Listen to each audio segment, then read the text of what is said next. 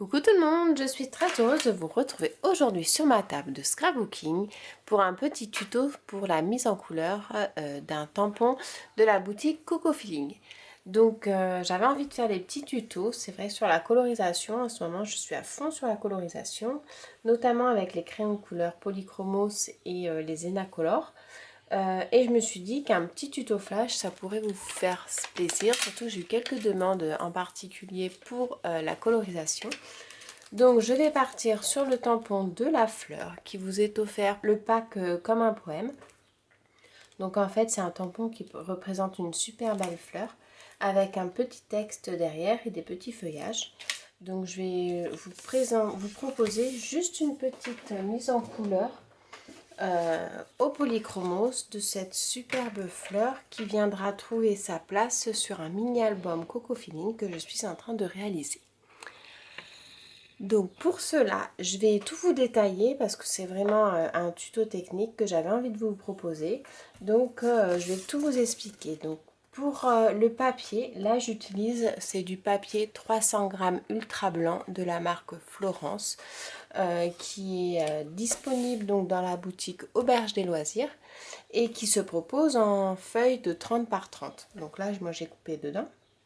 Je tamponne du coup mon tampon Coco Feeling avec de la Versafine noire parce que je trouve qu'elle a un très beau rendu et la qualité est très fine. Donc je tamponne bien hop, avec le pad à l'envers et pas le tampon comme ceci parce que l'encre adhère beaucoup mieux. Je tamponne. Je nettoie de suite hop, avec une lingette. Et ensuite je vais procéder à la mise en couleur de ma fleur. Donc mon mini album, il est dans les tons un petit peu jaune, orangé, vert.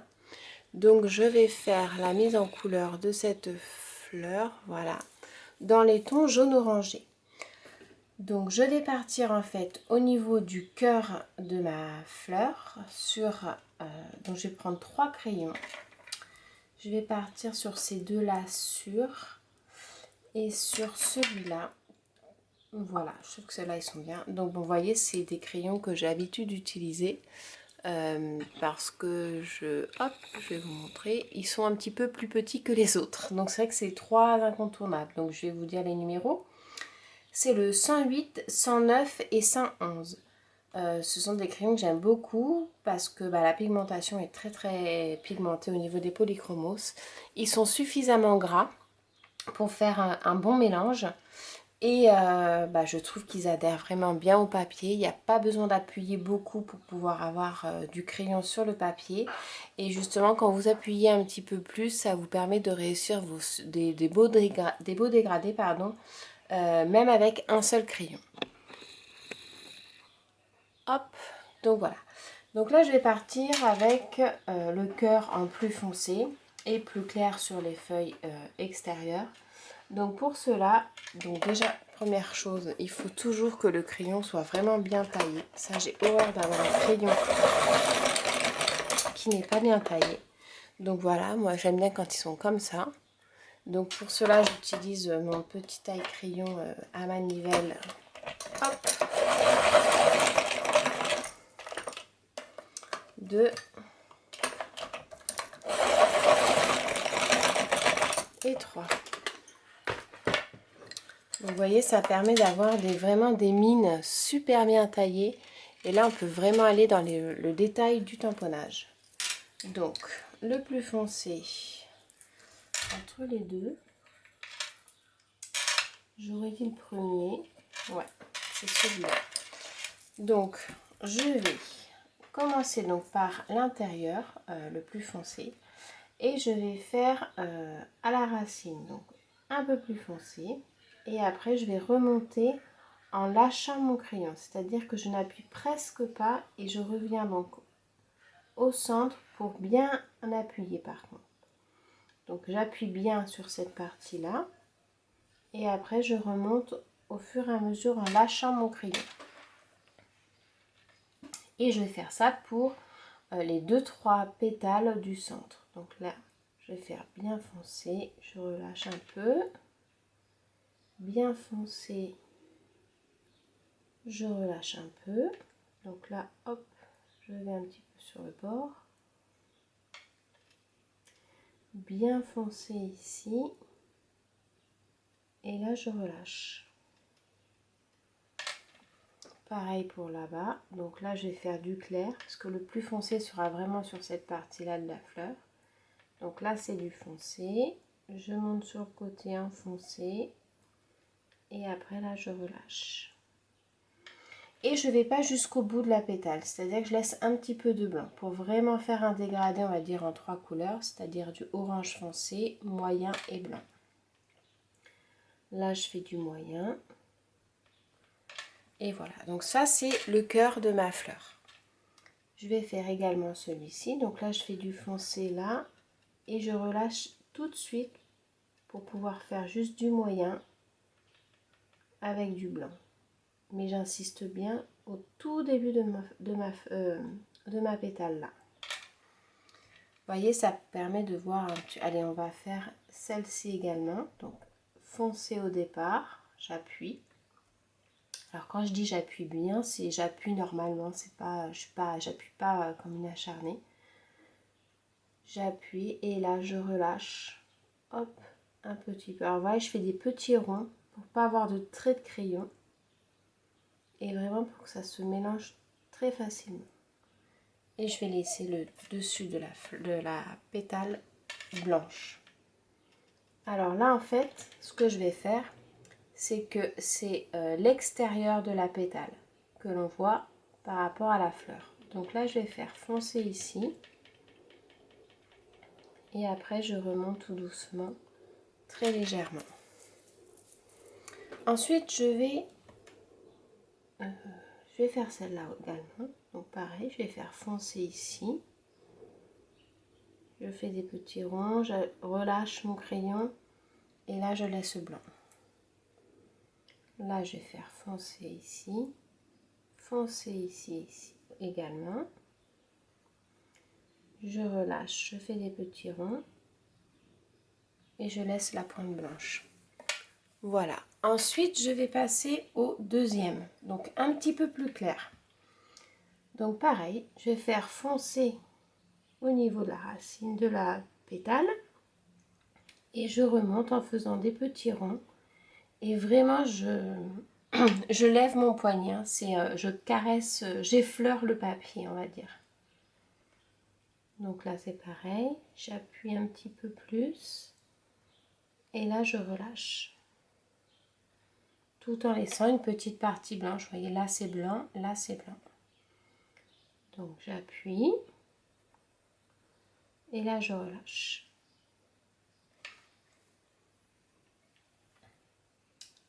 Ensuite, bah là, ça va être du clair aussi. Hop. J'appuie et je relâche. J'appuie et ensuite je relâche. Là, j'appuie et après je relâche. J'appuie et je relâche.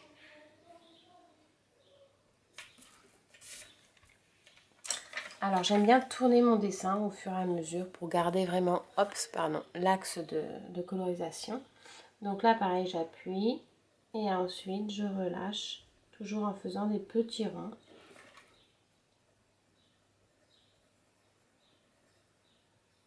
Voilà. Pareil ici.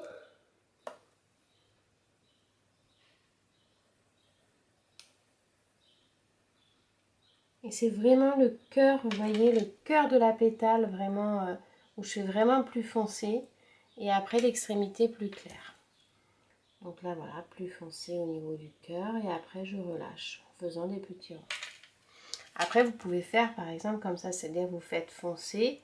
Et après, en fait, vous faites des ronds. Et puis, au fur et à mesure, vous relâchez. Ça permet de faire un petit dégradé, hop, pardon, comme ceci. Donc je vais recommencer. Donc là vous faites foncer et après vous faites les ronds. Et puis en fait pour s'entraîner vous pouvez faire ça. C'est-à-dire faire des ronds, foncer et après on remonte en relâchant. Et ça permet hop, de travailler les dégradés. C'est une technique que vous pouvez faire pour vous entraîner. Donc ensuite, là, je vais faire pareil. Donc foncé, hop.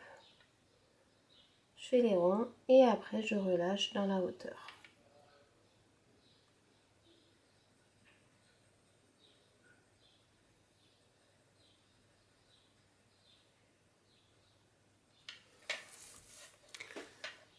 Donc voilà. Donc je vais refaire celle-ci également.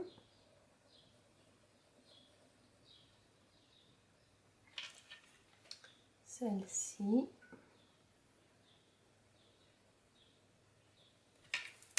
Et ensuite, pour l'extrémité de ma fleur, je vais prendre le 108, le plus clair des trois. Et je vais faire le même processus. Donc, foncé et je relâche.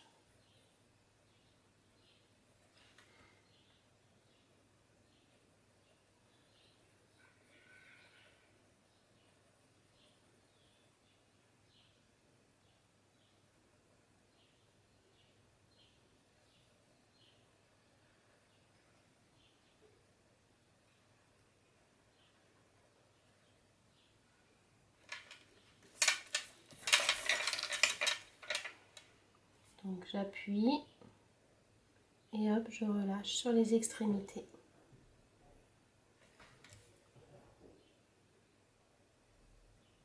Donc voilà, pour vous entraîner, vous pouvez faire la technique du rond, c'est vrai que c'est pas mal.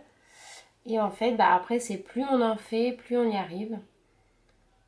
Donc on appuie, on relâche sur les côtés. J'essaye de rester centré. Là, pareil, donc j'appuie et après, hop, je lève mon crayon pour pouvoir donner. Hop. Donc là, ce que je vais faire, c'est que je vais vraiment faire le plus foncé et au niveau d'ici. Donc en m'étalant un petit peu sur les côtés. Et après, je vais relâcher sur les extrémités. Et là, je vais laisser blanc. Donc c'est vraiment, je travaille le bord de ma pétale. Et je relâche au milieu.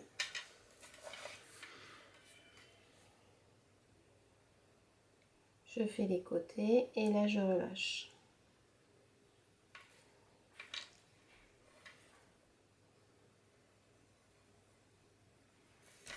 Après, l'avantage des polychromos, c'est que vraiment, ils ont beaucoup de pigments. Donc, ça se... Vous voyez, juste en faisant un trait comme ça, vous faites vraiment une belle colorisation. Ah, je sais pas. Ouais, voilà. Un peu plus foncé là. Et après, je relâche.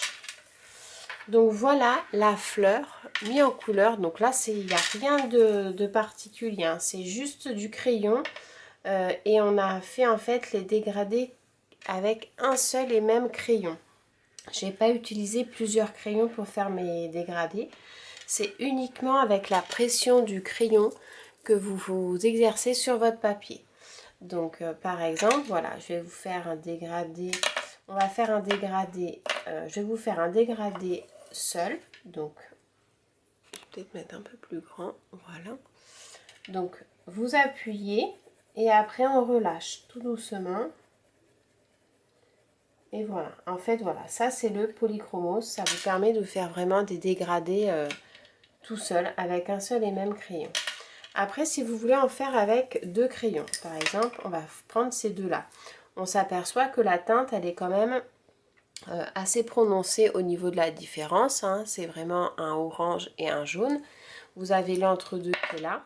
Donc, plus votre teinte de couleur sera éloignée l'une de l'autre, plus votre dégradé sera un petit peu plus compliqué à réaliser parce qu'il va vraiment falloir travailler sur la façon dont on appuie sur le crayon.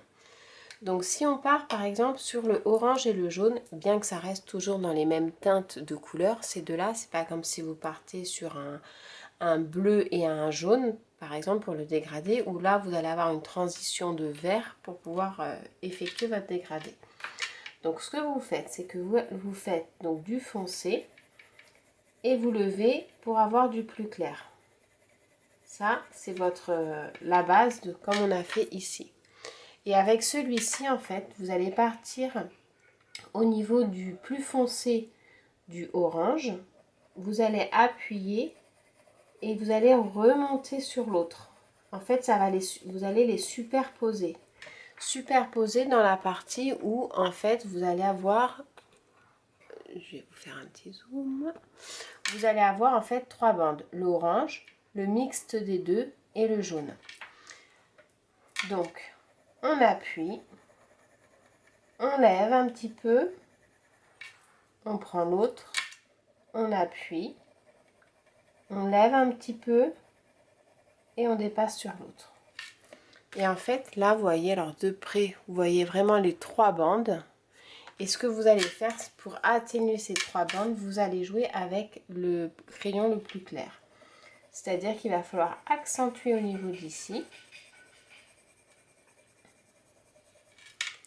Et on va jouer, on va superposer au fur et à mesure les couleurs, tout en sachant qu'on va appuyer un peu plus sur l'un ou l'autre.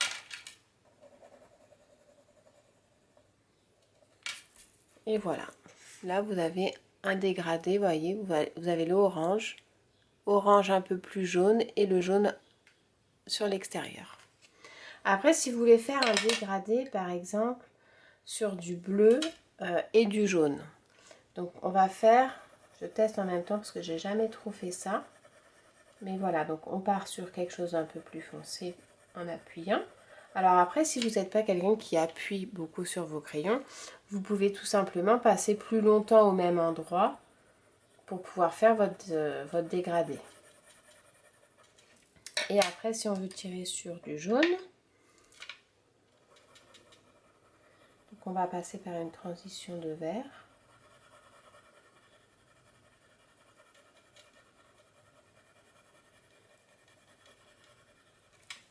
Et en fait, il faut vraiment voilà, le mélanger.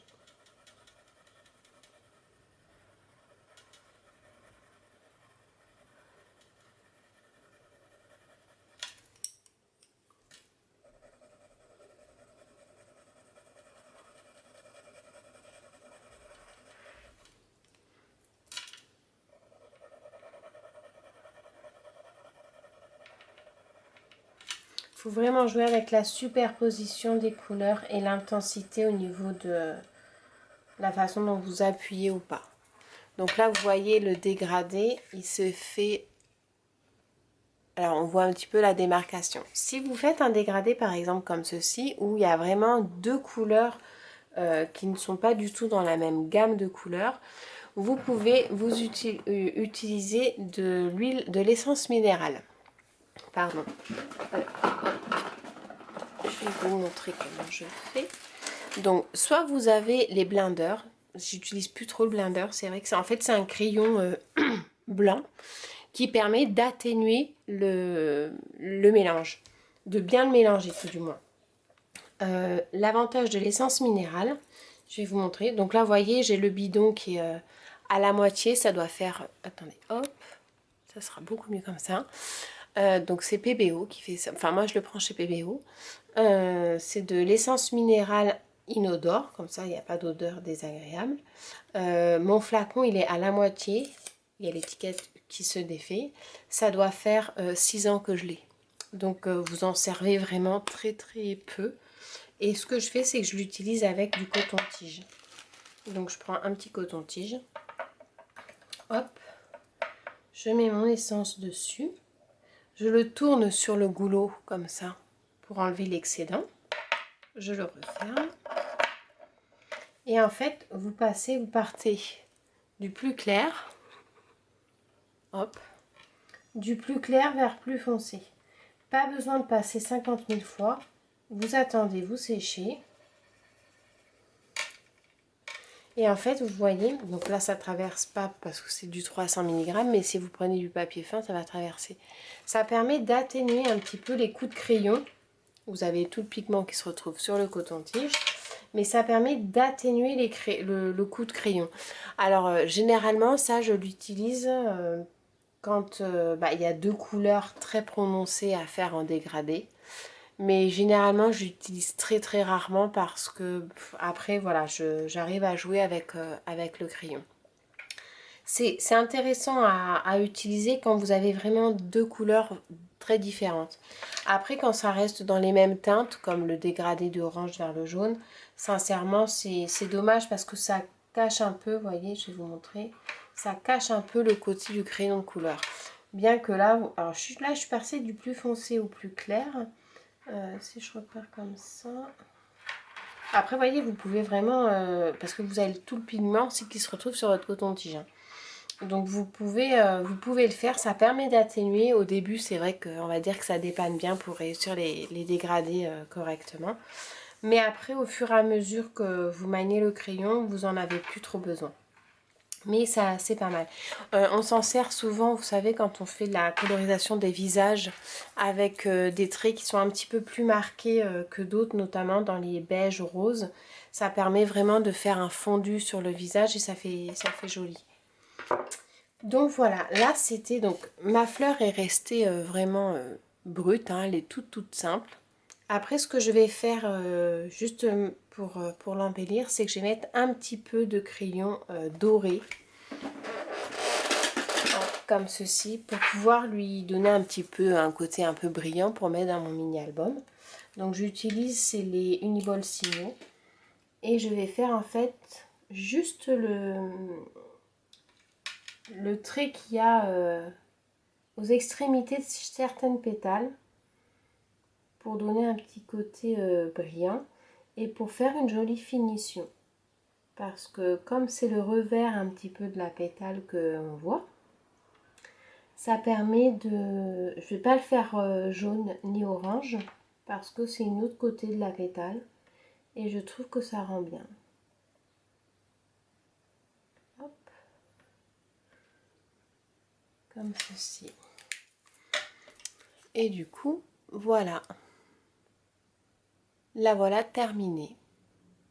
Alors, ce que je fais aussi des fois de temps en temps, pas très souvent, mais pas tout le temps, c'est mon fameux petit crayon blanc pour mettre, pour faire le tour des petites pétales.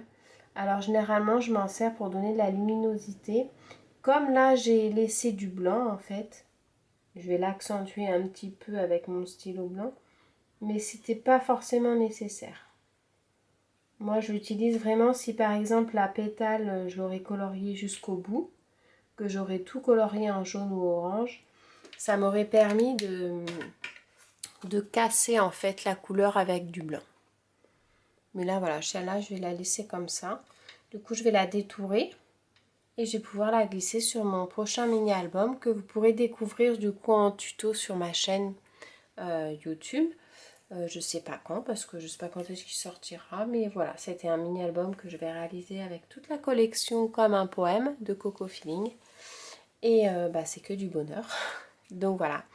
Bah, écoutez, si vous avez des questions surtout, n'hésitez pas à me les poser en commentaire. Je me ferai un plaisir de vous y répondre. Si vous avez des suggestions, si vous voulez certaines vidéos que je suis à même de vous faire, parce que bon, il y a beaucoup de choses que je ne sais pas faire et que j'en apprends encore. C'est avec plaisir que je pouvais vous répondre ou pas. Mais voilà, sachez que c'est un véritable plaisir de partager ça avec vous. Et c'est vrai que le coloriage, ça fait plusieurs années que je me suis mise au coloriage. Avant de scraper, je faisais que du coloriage. Problème de tendinite à l'épaule parce que le coloriage, on fait que du coloriage. Et automatiquement, c'est pour ça que j'ai basculé un peu dans le scrap parce que ça permettait de faire autre chose que du coloriage tout en restant dans le loisir créatif. Mais c'est vrai que c'est un vrai plaisir, c'est une vraie thérapie, c'est un vrai lâcher prise et ça permet de libérer toutes les tensions. Le coloriage pour adultes et c'est tellement joli, enfin j'aime beaucoup le coloriage, j'aime beaucoup l'aquarelle mais j'ai plus un coup de cœur pour le coloriage. Je trouve qu'on a tellement de possibilités à faire avec que c'est super intéressant à exploiter. Donc voilà, écoutez, je vous fais à tous de très gros bisous, je vous dis à très bientôt pour des prochains tutos et surtout n'hésitez pas à liker, partager si ça vous a plu et lâcher un pouce, un commentaire. Allez, à très bientôt, bye!